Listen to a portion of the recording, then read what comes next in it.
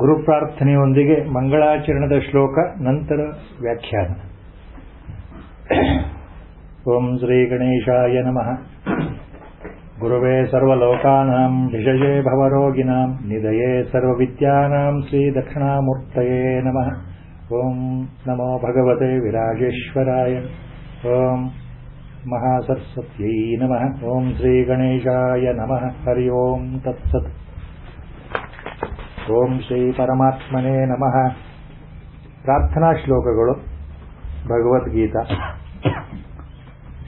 ವಸುದೇವಸುತಂ ದೇವಂ ಕಂಸಚಾಣೂರಮರ್ದನಂ ದೇವಕೀ ಪರಮಾನಂದಂ ಕೃಷ್ಣಂ ವಂದೇ ಜಗದ್ಗುರುಂ.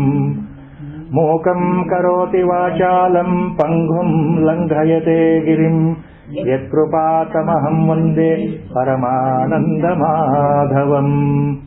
ನಾರಾಯಣಂ ನಮಸ್ಕೃತ್ಯ ನರಂ ಚೈವ ನರೋತ್ತಮಂ ದೇವೀಂ ಸರಸ್ವತೀಂ ವ್ಯಾಸಂ ತತೋ ಜಯಮುದೀರಯೇತ್.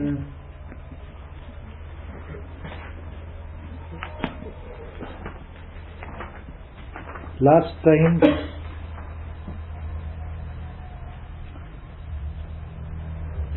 we had stopped at the 7th shloka of the first chapter, Bhagavad Gita, Arjuna Vishada Yoga. 7ನೇ ಶ್ಲೋಕಕ್ಕೆ ಮೊದಲನೇ ಅಧ್ಯಾಯ ಹೋದ ವಾರ ನಿಂತಿತ್ತು. ಗುರುಕೃಪೆಯಿಂದ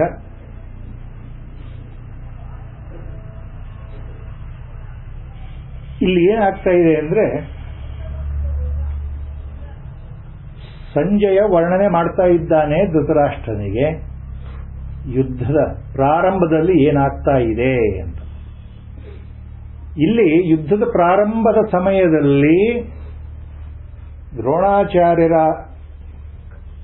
ಶಿಷ್ಯನೇ ಆದಂತಹ ದುರ್ಯೋಧನ ದ್ರೋಣಾಚಾರ್ಯರ ಎದುರಿಗೆ ಬಂದು ಮಾತನಾಡ್ತಾ ಇದ್ದಾನೆ. ಯಾಕೆ? ಭೀಷ್ಮ, ಗ್ರ್ಯಾಂಡ್ ಫಾದರ್, ದಿ ಕುರು ವಂಶದ greatest personality, Bhishma Pitamaha, is the commander-in-chief. Next to him is Dronacharya. Duryodhana has come down to Dronacharya, his Vidyaguru, and then explaining, look, Acharya, in front of you the huge army of Pandava is waiting, and these are the Maharathas, Atirathas, the great warriors in the Pandava army. Then he said, please Acharya, look back. Earlier he said Pashya. Now he says Tan Nibhoda. Now look back. Even we have the greatest army assembled. We have 11 Akshohini Sainya assembled here on our behalf. 11 divisions of army. We are in no way inferior. In fact, our army strength is greater than Pandava's strength. ಆ ದೃಷ್ಟಿಯಿಂದ ದ್ರೋಣಾಚಾರ್ಯರಿಗೆ ದುರ್ಯೋಧನ ಏನು ಹೇಳ್ತಾ ಇದ್ದಾನೆ ಮಹಾಭಾರತ ಯುದ್ಧದ ಪ್ರಾರಂಭದ ಸಮಯದಲ್ಲಿ, ಅಸ್ಮಾಕಂ ತು ವಿಶಿಷ್ಟಾಯೇ ತಾನ್ನಿಬೋಧ ದ್ವಿಜೋತ್ತಮ ನಾಯಕ ಮಮ ಸೈನ್ಯಸ್ಯ ಸೈನ್ಯಾರ್ಥಂ ತಾನ್ ಬ್ರವೀಮಿತೆ. He is addressing Dronacharya as Dvijotama. ಹೇ ದ್ವಿಜೋತ್ತಮ ಅಂದ್ರೆ ಬ್ರಾಹ್ಮಣ ಕುಲದಲ್ಲೇ ಶ್ರೇಷ್ಠರಾದಂತಹ, ಜೊತೆಗೆ ಅಸ್ತ್ರಶಸ್ತ್ರ ವಿದ್ಯೆಯಲ್ಲೂ ಪಾರಂಗತರಾದಂತಹ ನಮ್ಮ ಕೌರವ ಮತ್ತು ಪಾಂಡವ ಬಂಧು ಬಾಂಧವರಿಗೆ ನೀವು ಅಸ್ತ್ರವಿದ್ಯೆಯನ್ನ ಶಸ್ತ್ರವಿದ್ಯೆಯನ್ನು ಹೇಳಿಕೊಟ್ಟಂತಹವರು, ನೀವು ಸಾಕ್ಷಾತ್ ಕುರು ಸಮಾನ. ಆದ್ದರಿಂದ ನಿಮಗೆ ವಂದನೆ ಸಲ್ಲಿಸ್ತಾ ಇದ್ದೇನೆ, ನಿಮಗೆ ಗೌರವ ಕೊಡ್ತಾ ಇದ್ದೇನೆ. ಯಾಕೆಂದ್ರೆ ನೀವು ನನ್ನ ಪರವಾಗಿ ಯುದ್ಧ ಮಾಡಲಿಕ್ಕೆ ಬಂದಿದ್ದೀರಲ್ಲ. Remember, he is trying to flatter Dronacharya because, as earlier said, in the heart of the heart, if you understand the psychology of Duryodhana, he knows one point. Somewhere inside in his heart he had that feeling of fear, that in spite of my army being so vast, larger than Pandava's army, because Dharma is on their side, as everybody is talking, and Krishna, Lord himself, is on their side, I may not win the war. Definitely I am going to die. Somewhere he had that point. Second point, he also knew, Duryodhana also knew one very important point. Well said in Mahabharata. Bhishma Pitamaha, the grandfather, and Dronacharya, followed by Krupacharya, another great warrior, a Brahmana Kulasrestha, Vidyaguru, Shastra Vidyaguru Krupacharya. Krupacharya is related to Dronacharya, in fact. So both were there in his side. But Duryodhana knew that both Bhishma, being a grandfather, and Dronacharya, being my Vidyaguru, their body is on my side. They are fighting for me because they think that they have been under the debt, because ನಮ್ಮ ಈ ರಾಜ್ಯದ ಅನ್ನವನ್ನು ಅವರು ತಿಂದಿದ್ದಾರಲ್ಲ, they have eaten the food here, so to repay the debt they are fighting along with me against Pandavas. But in their heart of a heart they know that Pandavas are more important for them. They are the most cherished, because the Dharmaraya, Yudhishthira, is the embodiment of Dharma. Bhishma number of times extolled the value of Dharmaraya. So he knew, Duryodhana, that Bhishma, along with Dronacharya, along with Krupacharya, they are siding mentally. ಅವರು ಮಾನಸಿಕವಾಗಿ ಪಾಂಡವರ ಜೊತೆಗೆ ಇದ್ದಾರೆ, ಶರೀರ ದೃಷ್ಟಿಯಿಂದ ನನ್ನ ಜೊತೆಗೆ ಇದ್ದಾರೆ, ಇದು ಅವನಿಗೆ ಗೊತ್ತಿತ್ತು. ಆದ್ರಿಂದ ಏನು ಹೇಳ್ತಾ ಇದ್ದಾನೆ, ಬಹಳ ಶ್ರದ್ಧೆಯಿಂದ ಗೌರವದಿಂದ ದ್ರೋಣಾಚಾರ್ಯನ ಹುರಿದುಂಬಿಸಬೇಕಲ್ಲ. he has to stimulate him to fight. So ಅಸ್ಮಾಕಂ ತಾ ವಿಶಿಷ್ಟಾಯೇ ತಾನ್ ನಿಬೋಧ ದ್ವಿಜೋತ್ತಮ, ಏ ದ್ವಿಜೋತ್ತಮರೇ ಹಿಂದೆ ತಿರುಗಿ ನೋಡಿ, ನಿಬೋಧ, ಲುಕ್ ಬ್ಯಾಕ್. ನಾಯಕ ಮಮ ಸೈನ್ಯಸ ಸೈನ್ಯಾರ್ಥಂ ತಾನ್ ಬ್ರವೀಮಿತೆ. You know already who are all with me, great warriors, but still I am going to tell you, just to remind you, sanyartham, just to remind you, nayaka mama sainyasya, look at my warriors. How many important warriors I have to fight for my sake ಅಂತ ಹೇಳ್ತಾ ಇದ್ದಾನೆ.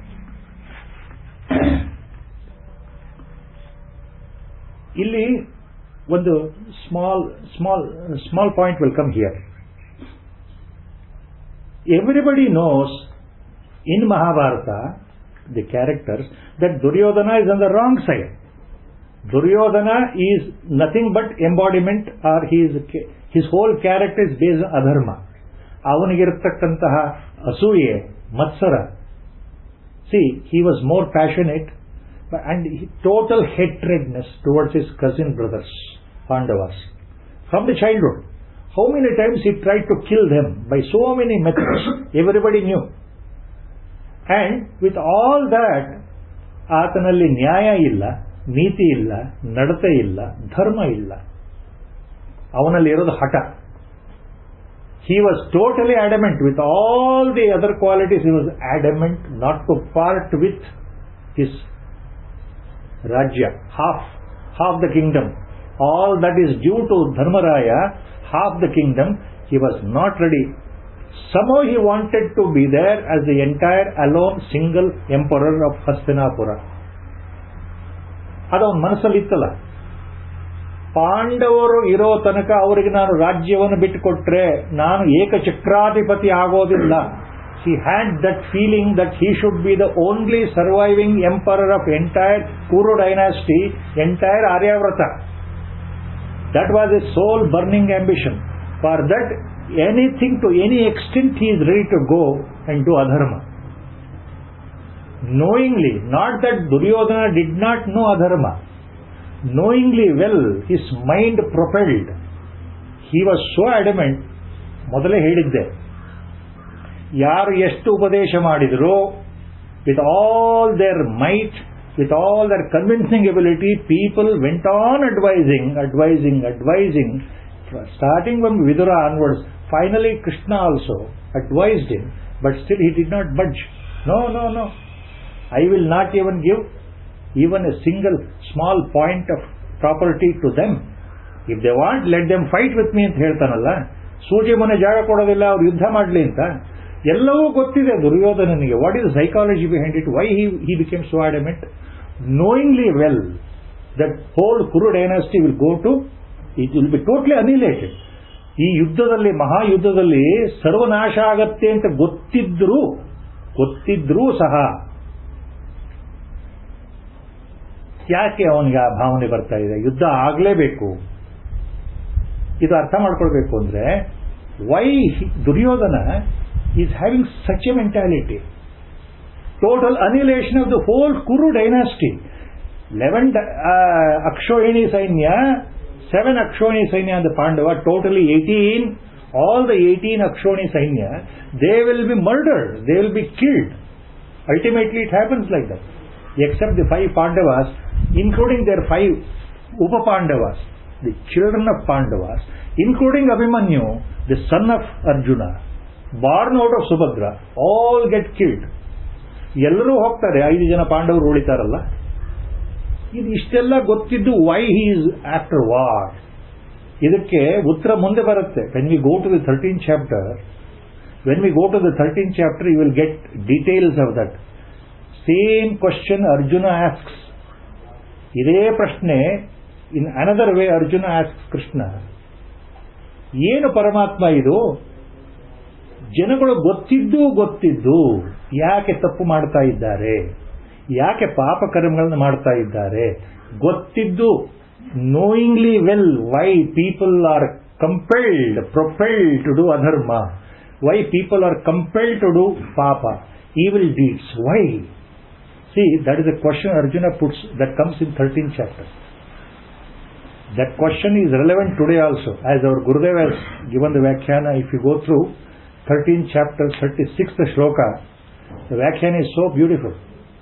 Why people are compelled to do evil deeds knowingly. What is dharma, what is adharma, what is papa, what is punya, what is good deed, what is bad deed, I should not do this, I should do only that. Knowingly all these things. See, with all the knowledge in our heart, in our mind, in our intellect, still we are propelled to do only bad things, evil things. ನಾವು ಗೊತ್ತಿದ್ದು ಯಾಕೆ ಮಾಡ್ತಾ ಇದ್ದೇವೆ ಕೃಷ್ಣ? ಏನು ಕಾರಣ? ಮನುಷ್ಯ ಈ ತಪ್ಪು ಮಾಡಲಿಕ್ಕೆ ಏನು ಕಾರಣ? ಅಥವಾ ಕೇನ ಪ್ರಯುಕ್ತೋಯಂ ಪಾಪಂ ಚರತಿ ಪೂರುಷಃ. ದಟ್ ಇಸ್ ಶ್ಲೋಕ beginning. Arjuna is putting a question. Kena prayuktam, why a person is propelled to do adharma only? For that Krishna has given Bhagavan has given a very simple answer. It is so simple, very difficult to understand. As our Gurudev puts it, very difficult to understand.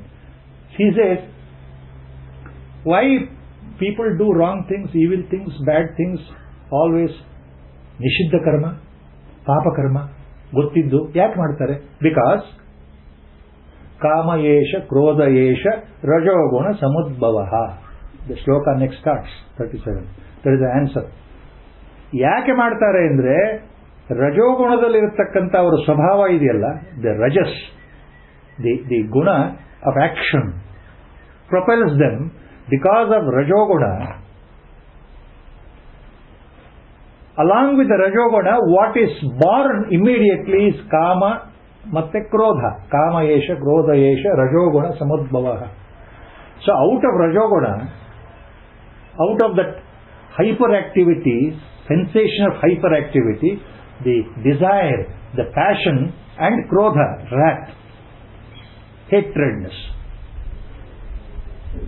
both will together arise, and that will make the man to commit all the sins. So there is the answer given there. Now if you compare that, tag on that here itself, why Duryodhana is in spite of it committing a sin of waging a war ಅಂದ್ರೆ ಇದೇ ಕಾರಣ. ಅವನಿಗೆ ಎಲ್ಲ ಗೊತ್ತಿದೆ, ಆದ್ರೆ ಅವನು ಅಧರ್ಮದಲ್ಲೇ ಹೋಗ್ತಾ ಇದ್ದಾನೆ. ಯಾತಕ್ಕೆ? ಕಾಮಯೇಷ ಕ್ರೋಧಯೇಷ ರಜೋಗುಣ ಸಮುದ್ಭವ. So unwillingly or willingly, knowingly or unknowingly, ಗೊತ್ತಿದ್ದೋ ಗೊತ್ತಿಲ್ಲದೆಯೋ ಆತನು ಪಾಪ ಕೃತ್ಯಗಳನ್ನ ಮಾಡಕ್ಕೆ ಬಲವಾದ ಪ್ರೇರಣೆ ಅವನಿಗೆ ಬಂದಿದೆ. ಅದು ಅವನ ಪೂರ್ವ ಜನ್ಮದ ಕರ್ಮಫಲ, ಪ್ರಾಕ್ತನ ಬಲ. ಒಂದ್ ಕಡೆ ದುರ್ಯೋಧನ ಮೊದಲೇ ಹೇಳ್ಕೊಂಡಿದ್ದಾನೆ ಈ ಮಾತನ್ನ. Before the war commenced he has already mention this point. ನನಗೂ ಗೊತ್ತಿದೆ ವಾಟ್ ಈಸ್ ನ್ಯಾಯ, ವಾಟ್ ಈಸ್ ಅನ್ಯಾಯ, ಬಟ್ ಮೈ ನೇಚರ್, ಮೈ ಸ್ವಭಾವ is such that I cannot go against my own nature. I cannot give anything to Pandavas. I should be only the king. So they should win over in the war and then enjoy the kingdom. Otherwise, no. Either they should die or I should die. That is how.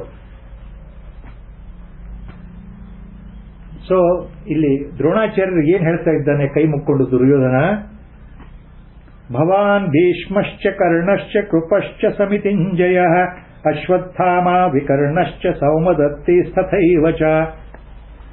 ದ್ರೋಣಾಚಾರ್ಯರಿಗೆ is telling Duryodhana, look at my side, who are the warriors, important warriors. ತುಂಬಾ ಜನ ಇದ್ದಾರೆ, ಕೆಲವು ಹೆಸರುಗಳನ್ನು ಮಾತ್ರ ತಗೊಳ್ತಾ ಇದ್ದೇನೆ ಆಚಾರ್ಯರೇ. 11 ಅಕ್ಷೋಣಿ ಸೈನ್ಯದಲ್ಲಿ ಒಂದೊಂದು ಅಕ್ಷೋಣಿಗೆ ಒಬ್ಬೊಬ್ಬ ಸೇನಾಪತಿ ಇದ್ದಾನೆ. ಭೀಷ್ಮ ಪಿತಾಮಹ ಅವರು ಮುಖ್ಯ ಸೇನಾಪತಿಗಳು, ನೀವು ಒಂದು ಅಕ್ಷೋಣಿಗೆ ಸೇನಾಪತಿ ಆಗಿದ್ದೀರಿ, ಉಳಿದವರು ಯಾರಿದ್ದಾರೆ ನೋಡಿ ನಮ್ಮ ಹಿಂದ್ಗಡೆ ಅಂತ ಹೇಳಿ ಕೆಲವು ಹೆಸರುಗಳು ತಗೊಳ್ತಾ ಇದ್ದಾನೆ. ಯಾವ ಹೆಸರು ಹೇಳ್ತಾ ಇದ್ದಾನೆ ದುರ್ಯೋಧನ? ಭವಾನ್, ನೋಡಿ, ಅಬ್ಸರ್ವ್, ಯಾರಿದ್ದಾರೆ? ಭೀಷ್ಮಶ್ಚ ಕರ್ಣಶ್ಚ ಕೃಪಶ್ಚ ಸಮಿತಿಂಜಯ. ಸಮಿತಿಂಜಯ ಕೃಪಶ್ಚ, ಅಡ್ಜೆಕ್ಟಿವ್ ಟು ಕೃಪಾಚಾರ್ಯ. ಸಮಿತಿಂಜಯ, ಸಮಿತಿಂಜಯ ಅಂದ್ರೆ ಯಾರೂ ಗೆಲ್ಲಲಿಕ್ಕೆ ಸಾಧ್ಯವೇ ಇಲ್ಲದೆ ಇರತಕ್ಕಂತಹ Kripacharya. Kripacharya is always undefeated, nobody can win over him. ಸಮಿತಿಂಜಯ ಕೃಪಾ, ಅಂತಹ ಕೃಪಾಚಾರ್ಯರು ಇದ್ದಾರೆ. ಜೊತೆಗೆ ಯಾರಿದ್ದಾರೆ? ಭೀಷ್ಮ ಪಿತಾಮಹ ಇದ್ದಾನೆ ನಮ್ಮ ಜೊತೆಗೆ, ಕಮಾಂಡರ್ ಇನ್ ಚೀಫ್. ಜೊತೆಗೆ ಯಾರಿದ್ದಾರೆ? ಕರ್ಣ. ಕರ್ಣ ಅತಿರಥ, ಅತಿರಥದಲ್ಲಿ ಮಹಾರಥ, ನನ್ನ ಪ್ರಿಯ ಮಿತ್ರ, ನನಗೋಸ್ಕರ ಪ್ರಾಣ ಕೊಡ್ಲಿಕ್ಕೂ ಸಿದ್ಧ. ಅಂತಹ ಕರ್ಣ ಇದ್ದಾನೆ. ಕರ್ಣ ಒಬ್ಬನೇ ಸಾಕು, ಇಡೀ ಪಾಂಡವರನ್ನು ಮುಗಿಸ್ಲಿಕ್ಕೆ ಅವನೊಬ್ಬನೇ ಸಾಕು. ಅರ್ಜುನ ಹೇಳ್ಕೊಳ್ಬಹುದು greatest ಧನುರ್ಧಾರಿ.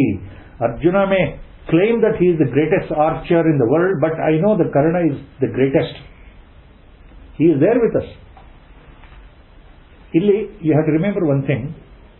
Karna name Duryodhana is taking, even though at the beginning of war it was known to Dronacharya also, it was known to everybody also. One point, yavadu? ಯುದ್ಧ ಪ್ರಾರಂಭ ಆಗೋ ಮೊದಲಿನ ಕಥೆ. ಮಹಾಭಾರತಕ್ಕೆ ಹೋಗೋದು ಬೇಡ detail, last time I told you. I will not go in to details of Mahabharata. Karna decided not to fight till Bhishma falls, ಅಷ್ಟೇ. Let us not go in to the details. So Karna is there on the side, but he is not fighting.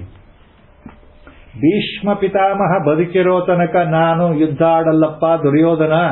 ಯಾವತ್ತು ಭೀಷ್ಮ ಸಾಯ್ತಾನೋ, ಕೆಳಗೆ ಬೀಳ್ತಾನೋ, ಅವತ್ತು ನಿನ್ನ ಪರವಾಗಿ ನಾನು ಯುದ್ಧ ಆಡಕ್ಕೆ ಬರ್ತೇನೆ ಹೇಳ್ಬಿಡಿದ್ರು. Everybody knows. But still Duryodhana ಏನ್ ಹೇಳ್ತಾ ಇದ್ದಾನೆ ಇಲ್ಲಿ? ದ್ರೋಣಾಚಾರ್ಯರೇ ನೋಡಿ, ಅಲ್ಲಿ ಕರ್ಣ ಇದ್ದಾನೆ. ಕರ್ಣ ಇದ್ದಾನೆ ಅಷ್ಟೇ, for name's sake, but he is not actually fighting right now. Everybody knows, but is taking the name of Karna to show. Vyasa Maharshi has used these words so beautifully to convey the inner feeling. Duryodhana, why he is taking Karna name before Kripacharya name? Remember, Kripacharya was also Vidyaguru.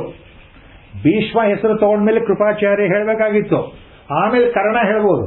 But he is using the word ಭವಾನ್ ಭೀಷ್ಮಶ್ಚ ಕರ್ಣಶ್ಚ, ಆಮೇಲೆ ಕೃಪಶ್ಚ.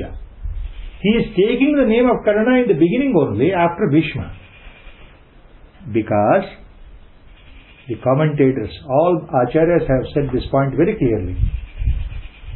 In the heart of the heart, Duryodhana knew that Karna is only the best true friend, ready to fight honestly, earnestly for his sake, and ready to die.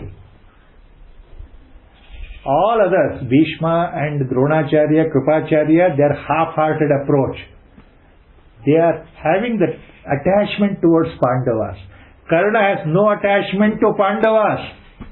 So that is how he considered Karna not only as his closest friend, but a great warrior, a true warrior on his side. ದುರ್ಯೋಧನನ ಅಂತರಂಗಕ್ಕೆ ಇದು ಬಹಳ ಸ್ಪಷ್ಟವಾಗಿ ಗೊತ್ತಾಗಿರ್ತಕ್ಕಂಥ ವಿಷಯ ಏನು ಅಂದ್ರೆ, ಕರ್ಣ ಒಬ್ಬರೇ ನನ್ನ ನಿಜವಾದ ಸ್ನೇಹಿತ. ಇಡೀ ಯುದ್ಧದಲ್ಲಿ ಕರ್ಣ ಒಬ್ಬ ಇದ್ರೆ ಸಾಕು, ಪಾಂಡವರನ್ನ ಗೆಲ್ಲಬಹುದು. ಅದು ಅವನಿಗೆ ಗೊತ್ತಿತ್ತು. He knew. So is taking Karna's name, beginning only. ಆಮೇಲೆ ಅಶ್ವತ್ಥಾಮ ವಿಕರ್ಣಶ್ಚ ಸೌಮದತ್ತಿ ಸತೈವಚ. ಸೌಮದತ್ತಿ ಇನ್ನೊಬ್ಬ warrior. Who is the Saumadatti? Saumadatti ಅಂದ್ರೆ ಸೌಮದತ್ತನ ಮಗ. ಸೌಮದತ್ತನ ಮಗ is called Saumadatti. The son of Saumadatta is called Saumadatti. Who is that son of Saumadatta? Bhurishravas, a great ಮಹಾತ್ಮನ್, ಎ ಗ್ರೇಟ್ ಧರ್ಮಾತ್ಮ. He is coming from Bahlika ದೇಶ. ಹೂ ಈಸ್ ದಿಸ್ ಭೂರಿಶ್ರವಸ್ ಅಂದ್ರೆ Bhurishravas father is Somadatta. Somadatta father ಬಹಲೀಕ. Who is that Bahalika, Maharaja? Bahalika is the brother of Shantanu, the great-grandfather, from which the Kuru dynasty started.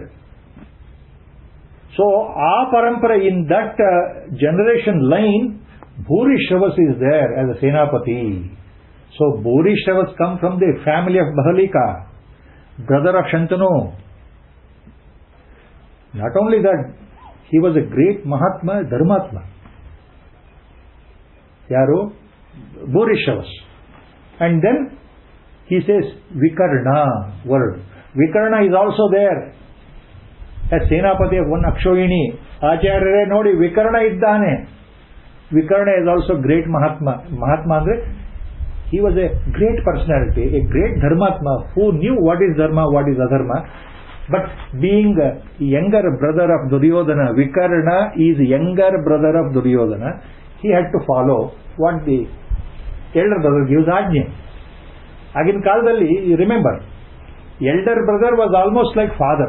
Whatever Ajna is given by elder brother, the younger brothers have to follow it. That we have seen in Treta Yuga also, earlier. Earlier, you remember, Ramayana story, you remember. Whatever Lord said, Arjuna followed, Lakshmana followed, Bharata followed, Shatrughna followed, because Rama was the eldest. Not only that, during the war in Ramayana also, you please remember, elder brother has a value. He is like a father figure. Whatever he says, ultimately I have to follow, is my dharma. That is how the younger brother used to treat the elder brother. ಅಣ್ಣನ ಮಾತು ತಂದೆಯ ಮಾತು ಇದ್ದ ಹಾಗೆ ಅದನ್ನು ಮೀರಬಾರದು ಅನ್ನೋದು ಧರ್ಮಶಾಸ್ತ್ರ. ಅದನ್ನು ಪಾಲಿಸ್ತಾ ಇತ್ತು. Best example in Ramayana, you have read, you all know how Kumbhakarna ultimately, when he was woken up to fight against Rama, you know what advice he gives to Ravana. The best advice he gives at the last moment.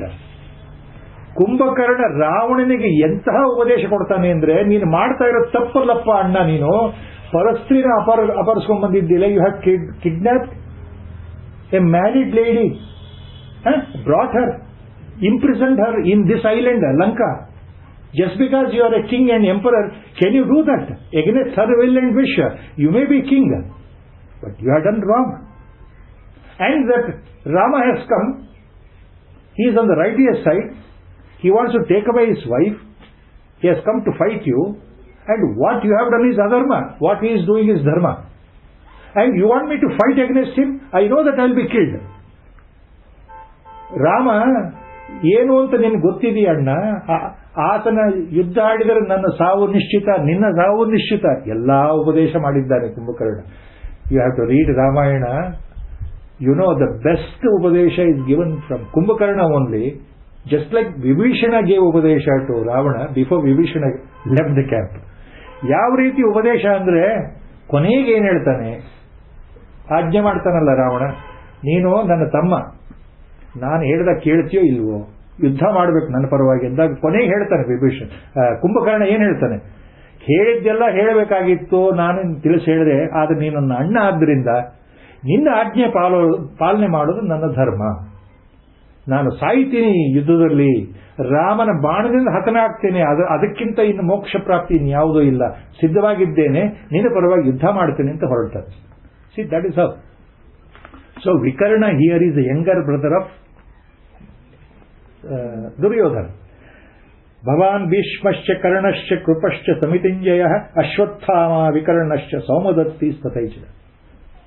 Ashwathama name he has taken. Acharya Dronare, look at Ashwathama, another great warrior. He is your son. See, a common psychology, even today it works. When you praise the son in front of a father, please tell me, is there any father who doesn't feel elated, who doesn't feel happy? When somebody praises his own son in front of a father, father feels naturally very happy. So the psychology, even today it works. So there was no wonder. Duryodhana is gottide. He was a great, I told you, a great businessman, a great psychologist. So he had to stimulate Drona. Then he said, Ashwathama. Nodi Ashwathama iddanalla. Nimma maga. Yantha parakrami. What a fine warrior. And in this shloka he has taken two names. Krupa Samitinjayaha. Ashwathama. Krupacharya, Ashwathama, both are with us. That is what Duryodhana is telling. And the subtle hint Vyasa Maharshi is giving in this shloka is, we have to remember, Ashwathama and Krupacharya, both are Chiranjeevis. As per our Shastra, Namma Puranagala Prakara, Namma Nambike Prakara, Bharatiya Darshanada Nambike Prakara, Ashwathama mattu Krupacharya, Krupa, ಇವರು ಚಿರಂಜೀವಿಗಳು. 8 ಜನ ಚಿರಂಜೀವಿಗಳ ಹೆಸರು ಬರುತ್ತೆ. 8 ಜನ ಚಿರಂಜೀವಿಗಳ ಹೆಸರು ಯಾವುದು ಅಂತಂದ್ರೆ ಅಶ್ವತ್ಥಾಮ, ಬಲಿಚಕ್ರವರ್ತಿ, ವೇದವ್ಯಾಸರು, ಹನುಮಾನ್, ವಿಭೀಷಣ, ಕೃಪಾಚಾರ್ಯ, ಪರಶುರಾಮ ಮತ್ತು ಮಾರ್ಕಂಡೇಯ. These 8 ಚಿರಂಜೀವೀಸ್ ಆರ್ ದೇರ್. ಅದರೊಳಗೆ ಕೃಪಾಚಾರ್ಯ ಇಸ್ ಚಿರಂಜೀವಿ, ಅಶ್ವತ್ಥಾಮ ಚಿರಂಜೀವಿ. ಚಿರಂಜೀವಿ ಅಂತಂದ್ರೆ ಅರ್ಥ ಏನು? That means almost like they don't die. Physically the body may not be visible today, but even now they are present in subtle form, and they may give their darshan to so many people. So many such instances are there. In subtle form they are there, in the same identity they have retained ಅಂತಾರೆ. ಚಿರಂಜೀವಿ ಅಂತಂದ್ರೆ ಆ ಕಾಲದ ದೇಹ ಈಗಲೂ ಇದೆ ಅಂತ ಅರ್ಥ ಅಲ್ಲ. ದೇಹ ಮಾಯ ಆಗಿರಬಹುದು, ಆದರೆ ಅವರು ಇದ್ದಾರೆ. ಅದು ನಮ್ಮ ಚಿರಂಜೀವತ್ವದ ಲಕ್ಷಣ. ಕಲ್ಪದ ಕೊನೆಯವರೆಗೆ ಅವರು ಇರ್ತಾರೆ. Till the end of the kalpa they will be there. See for example here I remember here I was just talking to Gurudev. One example, Hanuman is known as chiranjeevi. ಅದು ವರ. ಹನುಮಂತನಿಗೆ ಪರಮಾತ್ಮನಿಂದನೇ ಬಂದಿರತಕ್ಕಂಥ ವರ ಏನು ಅಂದ್ರೆ ಚಿರಂಜೀವತ್ವ. ನಮ್ಮಲ್ಲೇ ಒಂದು ಪ್ರತೀತಿ ಇದೆ. C whole of our country, everybody believes in one point, that wherever Ramakatha is going on, Ramayana Pravachana is going on, Rama Navaratri is being celebrated, Rama Navami is being celebrated, in all such places, wherever Gunagana of Rama is going on, wherever Rama Sankirtana is going on, Lord Hanuman will be there, visiting and sitting and enjoying Ramakatha, Ramanama Sankirtana in subtle form. This is our belief in our country. All of us we believe in that. ಎಲ್ಲೆಲ್ಲಿ ರಾಮನಾಮ ಸಂಕೀರ್ತನೆ ಇದೆಯೋ ಅಲ್ಲಿ ಸಾಕ್ಷಾತ್ ಶಿವಸ್ವರೂಪ, ಶಂಕರ ಸ್ವರೂಪ, ಶಿವಸ್ವರೂಪನಾಗಿರ್ತಕ್ಕಂಥ ಹನುಮಾನ್ ಅಲ್ಲಿ ಇರ್ತಾರೆ, ಆಂಜನೇಯ ಸ್ವಾಮಿ ಅಲ್ಲಿ ಇರ್ತಾರೆ. One example I give you, 2 examples I give you to make it very clear. A great Mahatman told me personally, when Chandrasekhara Bharati Mahaswamigal in Sringeri, Jagadguru, the Sringeri Peetham, when he was there during Ramanavami day, when he used to do Ramanavami Puja inside Jagadguru private Anusthana, others are not allowed. In his abode Sachidananda Vilasa, Chandrasekhara Bharati Mahaswamigal, when he used to do Rama Puja on Ramanavami day, along with everything, his attendants knew that Jagadguru wanted a separate place, a podium cleaned and kept ready for Anjaneya Swami to sit and observe. ಒಂದು ಮಣೆ ಹಾಕಿಸ್ತಾ ಇದ್ರಂತೆ, ಸುಂದರವಾದ ಜಾಗದಲ್ಲೇ ರಂಗೋಲಿ ಎಲ್ಲ ಬಿಡಿಸಿ clean ಮಾಡಿರತಕ್ಕಂಥ ಒಂದು ಸಣ್ಣ ಒಂದು ಸಿಂಹಾಸನ ತರ ಮಣೆ. ಚಂದ್ರಶೇಖರ ಭಾರತಿಗಳು ಹೇಳ್ತಾ ಇದ್ರು ಅಲ್ಲೊಂದು ಮಣೆ ಹಾಕಿ ಅಂತ.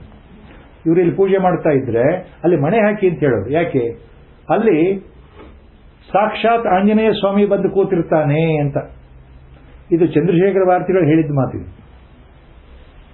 He has seen Anjaneya Swami sitting there in flesh and blood, listening to the Rama Puja by Jagadguru. This is one point. Second point, that Yogiji, just now I was telling our Gurudev about him, who had come down to our ashram from Tibet. He was telling me a lot about Kailas Parikrama. Kailasa ಯಾತ್ರೆ, ಕೈಲಾಸ ಪರಿಕ್ರಮದ ಬಹಳ ಹೇಳ್ತಾ ಇದ್ರು ಅವರು, ತುಂಬಾ ಹೇಳ್ತಾ ಇದ್ರು. 3 ದಿವಸ ಆಗುತ್ತೆ ಕೈಲಾಸ ಪರ್ವತದ ಸುತ್ತಲೂ ಒಂದು ಪರಿಕ್ರಮ ಮಾಡಲಿಕ್ಕೆ, nearly 50-60 kilometers. See, but it takes so much time. 3 days it will take. And the 2 of my close friends, whom I know very well, who have gone to Manas Sarovar, even they have gone on parikrama, they have explained to me the same thing. 3 days it will take. I have not gone. I don't know whether I will be visiting Kailas. But what they have told me is, the Yogiji himself told me, when you are taking the parikrama in the first day, from south to west of Mount Kailas, ದಕ್ಷಿಣದ ದಿಕ್ಕಿನಿಂದ ಶುರು ಆಗುತ್ತೆ ಪರಿಕ್ರಮ. ಪಶ್ಚಿಮ ದಿಕ್ಕ ಕಡೆ ಬಂದಾಗ number of natural caves are there, left side, right side, left side, right side. So there is one particular area, cave area, natural cave area. It is known as Ashtapada. The cave area is called Ashtapada. In that cave, even today, Anjaneya Swami is sitting and doing dhyana, Rama Japa. Several Mahatmans, several sages in their life history, they have said this point, that when they have gone there, they have seen Anjaneya Swami in flesh and blood in that cave. That Yogiji Maharaj, who had come down recently from Tibet, even he told me that he has seen Anjaneya Swami personally in that cave, sitting and doing meditation. Chiranjeevatva andre hagirutte. Next sloka. Now Duryodhana continues. All these things is talking to Dronacharya. Dronacharya summane idare. He is not giving any reply. He is not giving any reply. Anye cha bahuvashura madarthe tyakta jeevitaah nana shastra praharana sarve yuddha visharadaah. Anye cha bahuvashura madarthe tyakta jeevitaah nana shastra praharana sarve yuddha visharadaah. Anye cha bahuvashura madarthe tyakta jeevitaah. Madarthe tyakta jeevitaah. For this word, number of beautiful commentators have given, including Acharya. Duryodhana is saying, Madarte tyakta jivita. For my sake, there are warriors who have already lost their life. Tyakta jivita. They have lost their life, andre. They have lost about attachment to their body. They don't mind dying for me, and they have come here to fight for my sake. ಅದು ಹೇಳ್ತಾ ಇದ್ದಾರೆ, ನನಗೋಸ್ಕರ ಜೀವದ ಹಂದನ್ನು ತೊರೆದು ನನ್ನ ಪರವಾಗಿ ಯುದ್ಧ ಮಾಡಲಿಕ್ಕೆ ಬಹುವಶೂರ, ಬಹಳಷ್ಟು ಶೂರರಿದ್ದಾರೆ, ತುಂಬ ಜನ ಬಂದಿದ್ದಾರೆ, ಎಲ್ಲ ಶಸ್ತ್ರ ಅಸ್ತ್ರ ವಿದ್ಯೆಯಲ್ಲಿ ನಿಪುಣರು. They are great warriors, one after another they are with me. That means he is trying to infuse a sort of confidence not only among his entire army, even among the Senapatis like Dronacharya. See, so many warriors are there. Next shloka. Aparyaptam tadasmakam bhalam bhishmabhirakshitam. Paryaptam tidametesham balam bhimabhirakshitam. Aparyaptam tadasmakam balam bhishmabhirakshitam. Paryaptam tidametesham balam bhimabhirakshitam.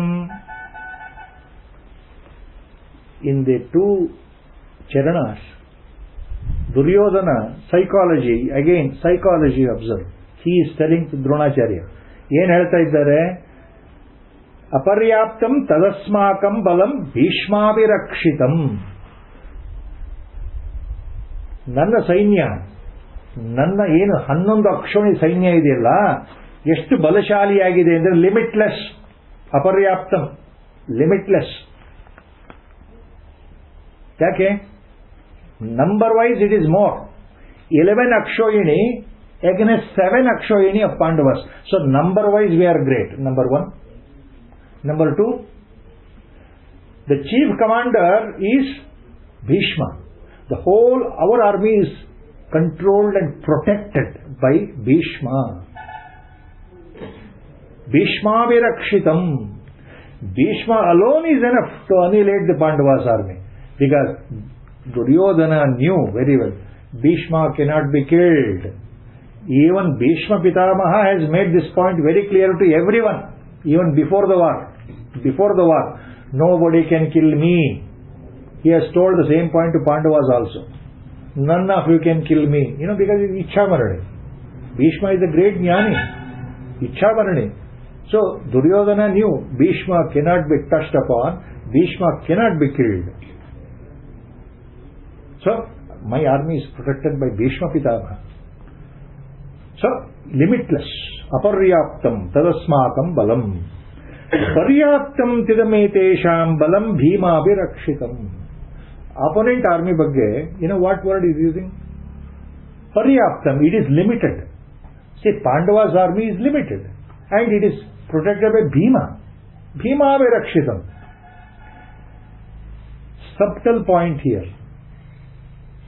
Two things are there. My army is protected by Bhishma. Pandava's army is controlled by Bhima. Bhima abhirakshitam. Actually, Bhishma is commander-in-chief here. Opponent side, who is the commander-in-chief? ಆ ಹೆಸರು ತಗೊಳ್ಬೇಕಾಗಿತ್ತಲ್ಲ. ಇಲ್ಲಿ ಮುಖ್ಯ ಸೇನಾ ನಾಯಕರು ಭೀಷ್ಮ ಆದರೆ ಪಾಂಡವರ ಕಡೆ ಮುಖ್ಯ ಸೇನಾ ನಾಯಕ ಯಾರು? Dhrishtadyumna, brother of Draupadi, son of Drupada Maharaja. Dhrishtadyumna ಅಲ್ಲಿ ಮುಖ್ಯ ಸೇನಾಪತಿಯಾಗಿರ್ಬೇಕಾದ್ರೆ ಅವನ ಹೆಸರು ತಗೊಳ್ಬೇಕಾಗಿತ್ತು. ದೃಷ್ಟದ್ಯುಮ್ನಾಭಿರಕ್ಷಿತಂ ಅಂತ ಹೇಳಬೇಕಾಗಿತ್ತು. ಅದು ಹೇಳಲಿಲ್ಲ. ಭೀಮಾಭಿರಕ್ಷಿತಂ. ದುರ್ಯೋಧನನಿಗೆ ಎದುರುಗಡೆ ಕೃಷ್ಣನೇ ಇರಲಿ, ಅರ್ಜುನನೇ ಇರಲಿ, ದೃಷ್ಟದ್ಯುಮ್ನ ಇರಲಿ, ಧರ್ಮರಾಯ ಇರಲಿ, ಸಾತ್ಯಕಿ ಇರಲಿ, ಯಾರೇ ಇರಲಿ, ಅದು ಲೆಕ್ಕ ಅಲ್ಲ. ಅವರ ರೋಷ, he has developed from the childhood the greatest hatred towards Bhima alone. Because number of times when he fought with Bhima, he was defeated. Number of times. And number of times he tried to kill Bhima, Bhima was not killed. So, ಶೌರ್ಯದಲ್ಲಿ, ಬಲದಲ್ಲಿ ಅಪ್ರತಿಮ. ತನ್ನನ್ನು ಸೋಲಿಸಿದವನು Bhima. And Duryodhana also knew Bhima has taken a oath, greatest oath. ಪ್ರತಿಜ್ಞೆ ಮಾಡಿಬಿಟ್ಟಿದ್ದಾನೆ ಭೀಮ. ಅದು ಗೊತ್ತಿದೆ ಯಾರಿಗೆ? ದುರ್ಯೋಧನನ್ ಗೊತ್ತಿದೆ. ಏನ್ ಪ್ರತಿಜ್ಞೆ ಮಾಡಿದ್ದಾನೆ? Draupadi ವಸ್ತ್ರಾಹರಣ, at the time of Draupadi ವಸ್ತ್ರಾಪಹರಣ, finally Bhima takes an oath that I am going to break your thigh and then I will see that you die writhing in the pain. ನೀನು ತೊಡೆ ಮುರಿತೇನೆ ಅಂತ ಅವನು ಪ್ರತಿಜ್ಞೆ ಮಾಡಿದ್ದಾನಲ್ಲ, ಅದವನಿಗೆ ಗೊತ್ತಿದೆ ದುರ್ಯೋಧನನಿಗೆ. ಆದ್ರಿಂದ ಭೀಮನ ಬಗ್ಗೆ ಅವನಿಗೆ ಅಪಾರವಾದ ಭಯ. He was not afraid of Krishna, Lord himself. He was not afraid of Arjuna, the greatest Dhanurdhari of the time. No. He was afraid of Bhima. So, unconsciously he is taking that name. Look, the Pandava army is protected by Bhima. Bhima abhirakshitam. See, that is how psychology works. So that shows that he is having that feeling, innate fear. Our army is unlimited. Aparyaptam. Their army is limited. Paryaptam. ನಮ್ಮದು ಅಪರಿಮಿತವಾದ ಸಂಖ್ಯೆ, ಅವ್ರದ್ದು ಪರಿಮಿತ ಸಂಖ್ಯೆ. ಈ ಅಪರ್ಯಾಪ್ತಂ, ಪರ್ಯಾಪ್ತಂ, two opposite words. ಅಪರ್ಯಾಪ್ತಂ means limitless, large number. ಪರ್ಯಾಪ್ತಂ ಸ್ಮಾಲ್ ನಂಬರ್, ಲಿಮಿಟೆಡ್ ನಂಬರ್ ಅಂತ ಅರ್ಥ. ರಾಮಾನುಜಾಚಾರ್ಯರು ಇದಕ್ಕೆ ಒಂದು ವ್ಯಾಖ್ಯಾನ ಕೊಟ್ಟಿದ್ದಾರೆ. ಅಕಾರ್ಡಿಂಗ್ ಟು ಶ್ರೀ ರಾಮಾನುಜಾಚಾರ್ಯ, ಅಪರ್ಯಾಪ್ತಂ actually the inner core meaning is not enough. ಅಪರ್ಯಾಪ್ತಂ ಅಂದ್ರೆ ಲಿಮಿಟ್ಲೆಸ್ ಅಂತ ಮೇಲ್ನೋಟದ ಅರ್ಥ ಆದರೂ ಒಳ ಅರ್ಥ ಏನಪ್ಪಾ ಅಂದ್ರೆ ಅಪರ್ಯಾಪ್ತಂ ಅಂದ್ರೆ ಸಂಖ್ಯೆ ಬಹಳ ದೊಡ್ಡದಿದ್ರು ಸಮರ್ಥವಲ್ಲ, ಅಸಹಾಯಕ. ಅಪರ್ಯಾಪ್ತಂ ಅಸಹಾಯಕ. ಯಾಕಂದ್ರೆ ಅಧರ್ಮದಲ್ಲಿ ಬಂದಿರತಕ್ಕಂಥ ಸೈನ್ಯ, ಅಧರ್ಮದ ತಳಹದಿಯಿಂದ ಬಂದಿರೋ ಸೈನ್ಯ, ಇದು ಧರ್ಮಮಾರ್ಗವನ್ನು ಬಿಟ್ಟು ಬಂದಿರತಕ್ಕಂಥ ಸೈನ್ಯ. ದುರ್ಯೋಧನನ ಸೈನ್ಯ ಅಧರ್ಮದಲ್ಲಿದೆ. ದುರ್ಯೋಧನನ ಕಡೆ ಯಾರ್ಯಾರು ಇದ್ದಾರೋ ಎಲ್ಲ ಅಧರ್ಮಕ್ಕೆ ಪಾಲ್ಗೊಂಡಿದ್ದಾರೆ ಅಂತ ಅರ್ಥ, ಭೀಷ್ಮಾದಿಗಳಾದಿಯಾಗಿ. ಆದ್ರಿಂದ ಅದು ಸಾಮರ್ಥ್ಯವಿಲ್ಲದ್ದು, ಲೆಕ್ಕಕ್ಕೆ ಬರೋದಿಲ್ಲ. ಸಂಖ್ಯೆ ದೊಡ್ಡದಿರಬಹುದು, ಆದರೆ ನಿಜವಾದ ಅರ್ಥದಲ್ಲಿ ಇಟ್ ಇಸ್ ನಾಟ್ ಎನಫ್. ಸಾಮರ್ಥ್ಯ ಇಲ್ಲ, ಅದಕ್ಕೆ ಗೆಲ್ಲೋ ಸಾಮರ್ಥ್ಯ ಇಲ್ಲ ಅಂತ ಅರ್ಥ ಮಾಡ್ತಾ ಇದ್ದಾರೆ ಯಾರು? ಆಚಾರ್ಯರು, ರಾಮಾನುಜಾಚಾರ್ಯರು. ಪರ್ಯಾಪ್ತಂ, ಪಾಂಡವರ ಸೇನೆ ಕಡಿಮೆ ಇರಬಹುದು. From the point of the number it may be less, 7 akshauhini less, but ಪರ್ಯಾಪ್ತಂ. ಪರ್ಯಾಪ್ತಂ ಮೀನ್ಸ್ ಸಮರ್ಥವಾಗಿದೆ. It is full. In what sense? ಯಾವ ದೃಷ್ಟಿಯಿಂದ? Because lord himself is there on their side, dharma is there on their side, satya is there on their side, neeti is there on their side. So paryaptam. So it may appear limited, but in the real sense it is boundless. It is total, and with full capacity it is standing on dharma. So ultimately it means that which is standing on dharma will win over adharma ಅಂತ ಅರ್ಥ. ಇದನ್ನು ರಾಮಾನುಜಾಚಾರ್ಯರು ಹೇಳ್ತಾ ಇದ್ದಾರೆ. ಈ ಅರ್ಥವನ್ನು, ಇದು ಒಳಗಿನ ಅರ್ಥ. ಇದೇ same meaning while explaining commentary on Bhagavad Gita, Mahatma Gandhi also given the same meaning to the words. Our D.V. Gundappa, the famous Kannada great Dayan of Kannada literature, who also wrote Mankutimana Kagga. Mankutimana Kagga is nothing but the old Kannada form in poetic old ಹಳೆಗನ್ನಡ ಶೈಲಿಯಲ್ಲಿ ಬಂದಿರತಕ್ಕಂಥ ಭಗವದ್ಗೀತೆ ಭಾವವೇ ಮಂಕುತಿಮ್ಮನ ಕಗ್ಗ. D.V. Gundappa, DVG as he is called, even he has given the same explanation. Aparyaptam, paryaptam, opposite words, how they mean.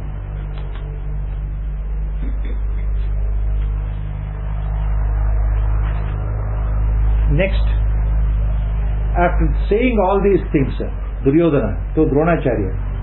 Dronacharya ಏನು ಮಾತಾಡಲಿಲ್ಲ. He did not speak a single word. So he sensed nothing more to stimulate him. So he looked up his army, other commanders, and then instructed all the other commanders, look, all of you, now we are ready for battle. Your first aim should be to protect our Bhishma Pitamaha. That is how he is telling all his other army commanders. Because Dronacharya did not respond to all his talks. Dronacharya kept silent in his ratha. ತಮ್ಮ ರಥದಲ್ಲಿ ದ್ರೋಣಾಚಾರ್ಯರು ಸುಮ್ಮನೆ ನಿಂತುಕೊಂಡಿದ್ದಾರೆ, ಯುದ್ಧ ಆಡ್ಲಿಕ್ಕೆ ರೆಡಿಯಾಗಿ. ಶರೀರ ಇಲ್ಲದೆ ಅವರ ಮನಸ್ಸಲ್ಲಿಲ್ಲ. ದುರ್ಯೋಧನ ಏನೇ ಪ್ರಲೋಭನೆ ಮಾಡಿ ಮಾತಾಡಿದ್ರು ಅವರ ಮನಸ್ಸು ಪಾಂಡವರ ಕಡೆಗೆ ಇದೆ. ಸುಮ್ಮನೆ ನಿಂತಿದ್ದಾರೆ. ಇದನ್ನು ನೋಡಿದ ಮೇಲೆ ದುರ್ಯೋಧನ ಏನು ಅನಿಸ್ತು? ಇನ್ನ ಇವರ ಹತ್ರ ಮಾತಾಡಿ ಉಪಯೋಗ ಇಲ್ಲ, ಉಳಿದವ್ರ ಹತ್ರ ಹೇಳಲ್ಲ. ಎಲ್ಲರೂ ನೋಡಿ ಹುಷಾರಾಗಿರಿ, ನಿಮ್ಮ ಜಾಗದಲ್ಲಿರಿ,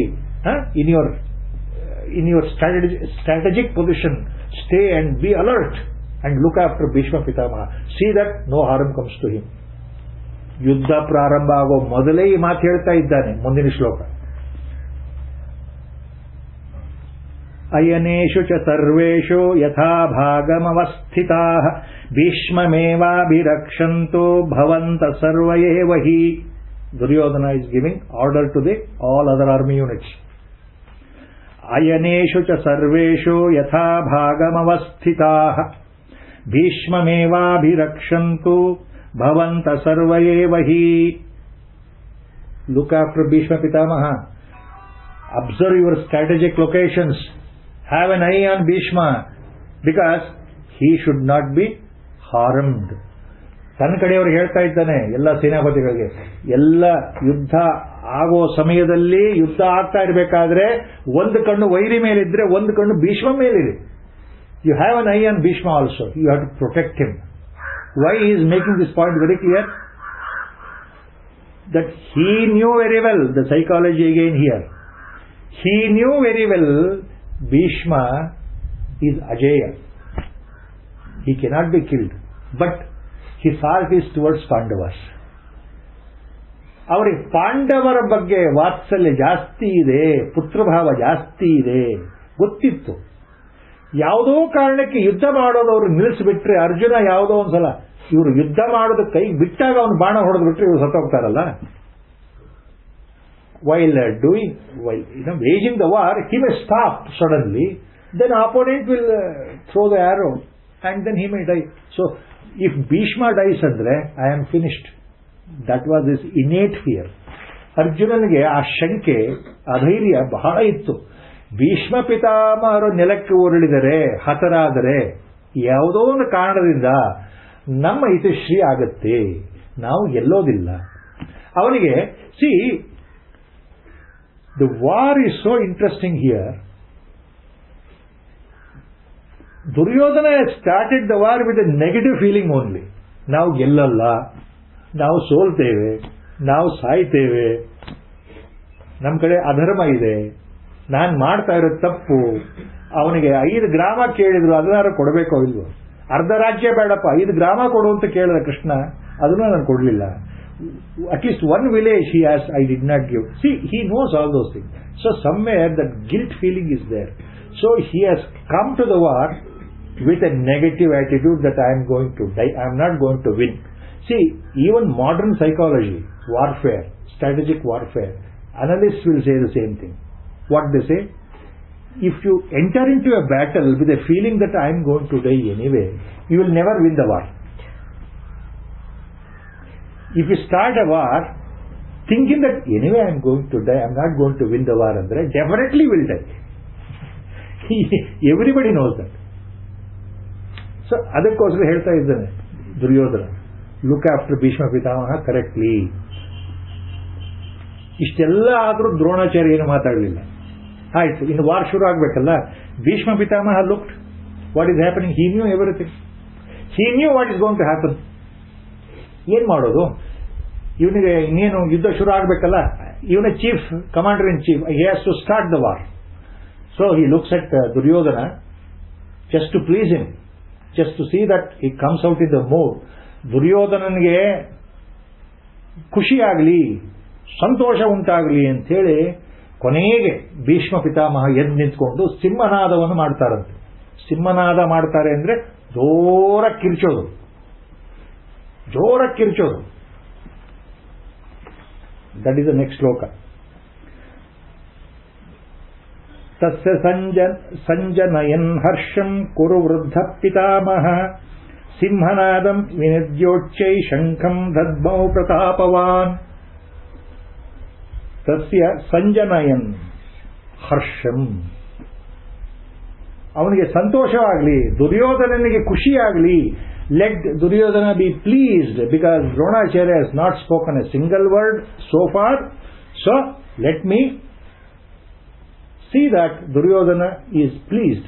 So with that intention, Kuru Vruddha Pitamaha Bhishma Simmanadam Vinidya Jora Kirchodu. You remember in the war cries are there. Different regiments will have a different war cry. There is a method. See, with the war cry they develop that josh, they develop that feeling to fight against the enemy. Simmanadam Vinidya Shankham Dadvau Pratapavan. The greatest warrior Bhishma then took his conch and blew the conch. ಶಂಖವನ್ನು ಊದಿದರು. ಸಿಂಹನಾದವನ್ನು ಮಾಡ್ತಾ ತಮ್ಮಲ್ಲಿದ್ದಂಥ ಶಂಖವನ್ನು ಊದಿದರು. He blew his conch. See, in those days the commencement of war is the indication of the Shankhanada and along with other sounds. When the commander in chief gives a signal andre through Shankhanada only. then others will also do the same thing, and then the war will commence. And opponents also will do the same thing. So the first Shankanada, Bhishma did. Dnyaneshwar ಮಹಾರಾಜರು ಬಹಳ ರಸವತ್ತಾಗಿ, ಅವರು ಮೊದಲೇ ಉದ್ದಾಮ ಕವಿ, ಆ ಕವಿತ್ವದ ಧಾಟಿಯಲ್ಲಿ ಈ ಶ್ಲೋಕಗಳನ್ನು ಬರೀಬೇಕಾದ್ರೆ ಹೇಳ್ತಾರೆ, Dnyaneshwar ಮಹಾರಾಜನ್ Jnaneshwari, when he says about how he explains, when Bhishma blew the conch signaling the commencement of war, what happened? ಇಂದ್ರಾದಿ ದೇವತೆಗಳು ಗಡಗಡಗಡ ನಡಗ್ಬಿಟ್ರಂತೆ, ಆಕಾಶವೇ ನಡಗು ಹೋಯಿತು, ಭೂಮಿ ಎಲ್ಲ ಬಿರಿದು ಹೋಯಿತು, ಉತ್ಪಾತಗಳಾದವು, ಎಲ್ಲಾ ಜನಗಳು ಅಲ್ಲ ಚೆಲ್ಲಾಪಿಲ್ಲಿ ಆಗ್ಬಿಟ್ರು, ಆನೆಗಳು ಜೋರಾಗಿ ಕೂಗ್ತಾ ಗೀಳಕ್ಕೆ ಶುರು ಆಯ್ತಂತೆ, ಕುದುರೆಗಳು ಕೆನೆಯಕ್ಕೆ ಶುರು ಆಯ್ತಂತೆ, ಕಾಲಾಳುಗಳು infantry division started running helter and skelter. No, that is how he goes on explaining with the poetic style. That was the way Bhishma infused that courage among the Kaurava army.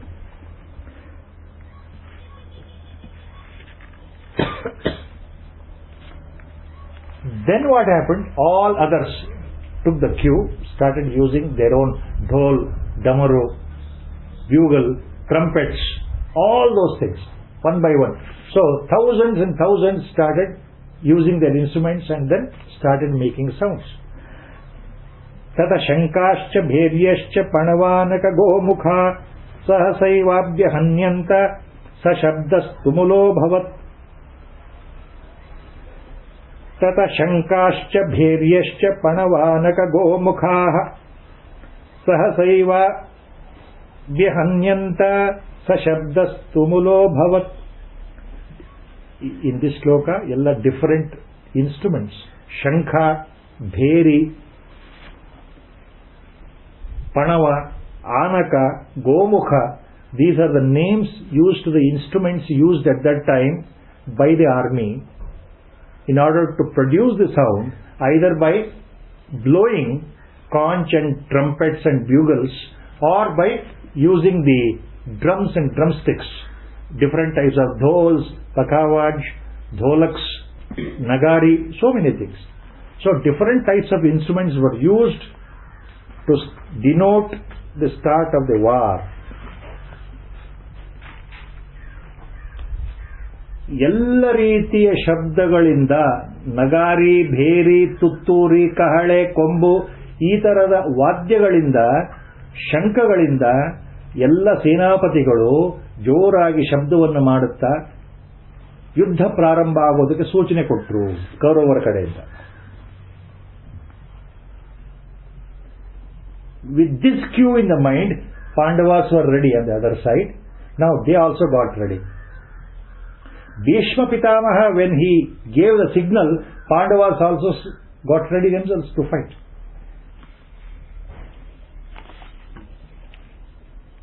Tata shvetair hayi yukte mahati syandane sthitau madhava pandavaschaiva divyo shankau pradhadvatu. Shvetaihi hayyaihi yukte. Shvetaihi hayyaihi yukte. Haya means horse. Shveta means white. So shvetaihi hay yukte mahati syandane sthitau. Syandana means chariot. Mahati means magnificent. So ಬಿಳಿಯ ಕುದುರೆಗಳಿಂದ ಎಳೆಯಲ್ಪಟ್ಟಂತಹ ಅತ್ಯಂತ ಅಲಂಕಾರಯುಕ್ತವಾದ ಸ್ವರ್ಣಮಯವಾದಂತಹ ರಥದಲ್ಲಿ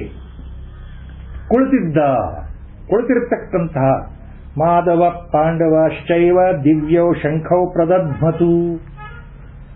ಮಾಧವ ಮತ್ತು ಪಾಂಡವ ಅಂದರೆ ಕೃಷ್ಣ ಮತ್ತೆ ಅರ್ಜುನ ಏನು ಕೂತಿದ್ದಾರೆ, ಅವರ ರಥ ಹೇಗಿದೆ ಅಂದರೆ ಬಿಳಿಯ ಕುದುರೆಗಳಿಂದ ಕಟ್ಟಲ್ಪಟ್ಟಿದೆ. So the chariot driven by lord himself had the beautiful white fantastic horses. That is the point. And charioteer Lord himself, and Arjuna with his Gandiva, he was standing there to fight. And they also took their conches and blew the conch. Bhishma Pitamaha ಸೈನ್ಯ ಸಿಕ್ಕ ಮೇಲೆ ಕೃಷ್ಣ ತನ್ನ ಶಂಖವನ್ನು ಊದುತ್ತಾನೆ, ಅರ್ಜುನ ತನ್ನ ಶಂಖವನ್ನು ಊದುತ್ತಾನೆ, ಯುದ್ಧಕ್ಕೆ ನಾವು ready ಇದ್ದೇವೆ ಅಂತ ಹೇಳೋಕ್ಕೋಸ್ಕರ. ಯಾವುದು ಅಂದ್ರೆ ಪಾಂಚಜನ್ಯಂ ಹೃಷಿಕೇಶೋ ದೇವದತ್ತಂ Dhananjaya ಪೌಂಡ್ರಂ ದದ್ಮೌ ಮಹಾಶಂಖಂ ಭೀಮಕರ್ಮಾವೃಕೋದರ. Some names Maharshi is giving here. ಪಾಂಚಜನ್ಯಂ ಹೃಷಿಕೇಶೋ ದೇವದತ್ತಂ Dhananjaya ಪೌಂಡ್ರಂ ದದ್ಮೌ ಮಹಾಶಂಖಂ ಭೀಮಕರ್ಮಾವೃಕೋದರ. Hrishikesha word refers to Lord himself, Krishna himself. Dhananjaya word refers to Arjuna himself.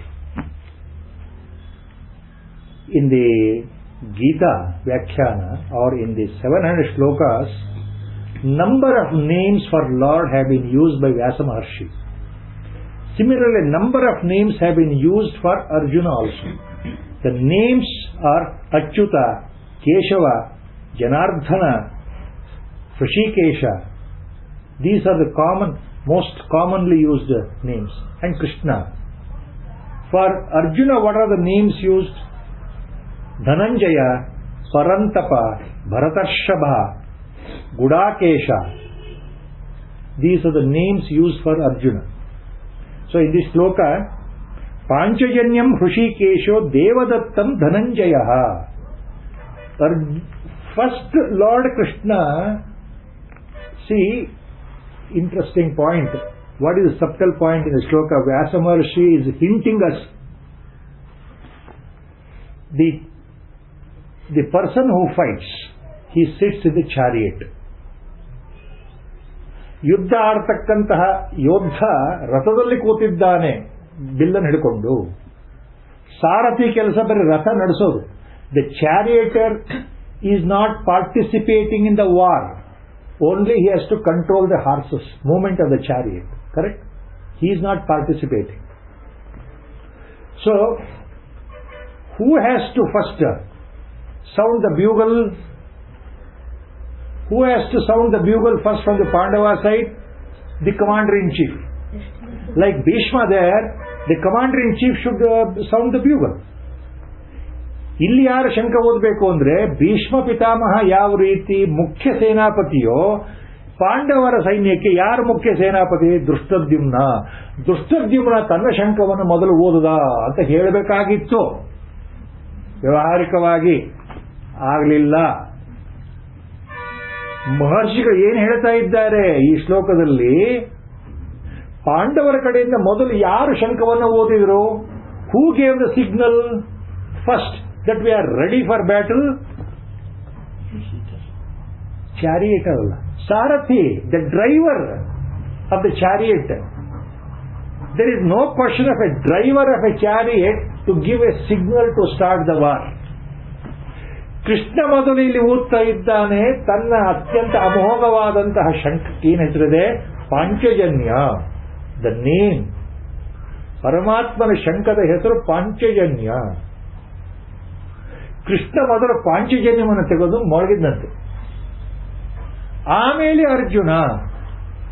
ದೇವದತ್ತಂ Dhananjaya. ಅರ್ಜುನನ ಹತ್ರ ಇದ್ದ ಒಂದು ಶಂಖ, ಅದರ ಹೆಸರೇನು? Devadatta. The name of the conch of Arjuna is Devadatta. The name of the conch of Lord himself is called Panchajanya. So first Krishna blew the conch, then followed by Arjuna. It indicates what?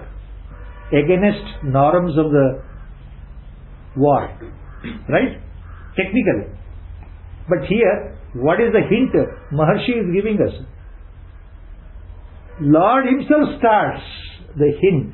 So the point, Lord is given the first place because he is above everyone. So Lord is on the Pandava side. He is giving the signal to start the war because his sankalpa is there that everybody has to be killed here except Pandavas. Except the Pandavas and the two, of course, Chiranjeevi, Kripacharya and Ashwatthama. They are Chiranjeevi. They will not be killed in the war. All others have to be killed. There is sankalpa, Lord himself. So he gave the sankalpa in the form of first blowing the conch.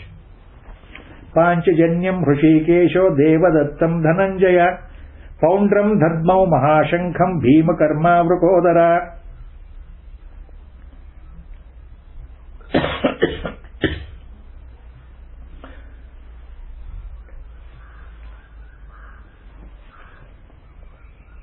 Arjuna ಆದಮೇಲೆ next what name will come? Bhimasena, Vrikodara, Bhimakarma Vrikodara, the great annihilator, the greatest personality, the strongest man, that is Bhima.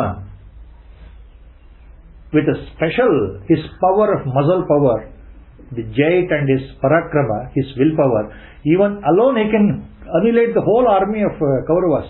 Such a Shaktiman. Vrukodara is called. He is called here Vrukodara. Vrukodara means Bhima.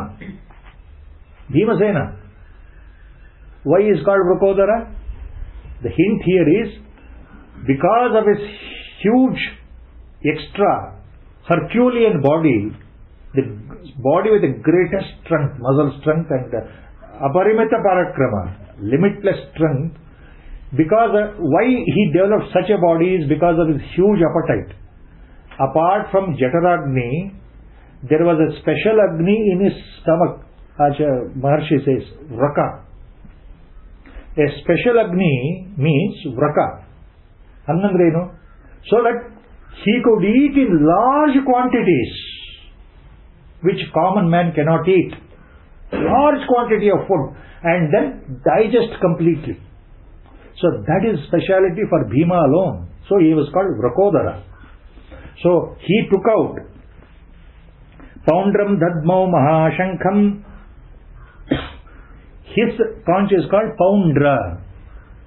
Poundra ಎಂಬ ತನ್ನ ಶಂಖವನ್ನು ತೆಗೆದು ಭೀಮ ಜೋರಾಗಿ ಓದಿದಂತೆ. ಮೊದಲು Krishna, Arjuna, followed by and then Bhima, signaling that they are ready for war.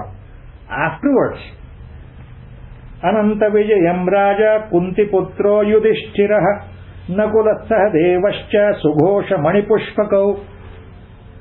Eldest brother is Dharmaraya. Now, after Krishna, after Arjuna, after Bhima, now Dharmaraya takes his conch and then blows. The Dharmarayana ಶಂಕದ ಹೆಸರು ಅನಂತ ವಿಜಯಂ. ನಕುಲ ಆಮೇಲೆ ಶಂಕ ಊದ್ತಾನೆ, ಅವನ ಶಂಕದ ಹೆಸರು ಸುಘೋಷ. Sahadeva final, last of the 5 Pandavas, ತನ್ನ ಶಂಕವನ್ನು ಊದ್ತಾನೆ, ಆ ಶಂಕದ ಹೆಸರು ಮಣಿಪುಷ್ಪಕ.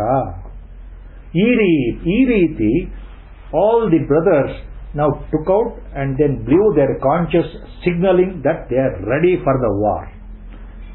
ಇಲ್ಲಿಗೆ ಗುರುಗಳ ಸಂಕಲ್ಪದಂತೆ ಇವತ್ತಿನ ವ್ಯಾಖ್ಯಾನ ಮುಗಿತಾ ಇದ್ದೆ.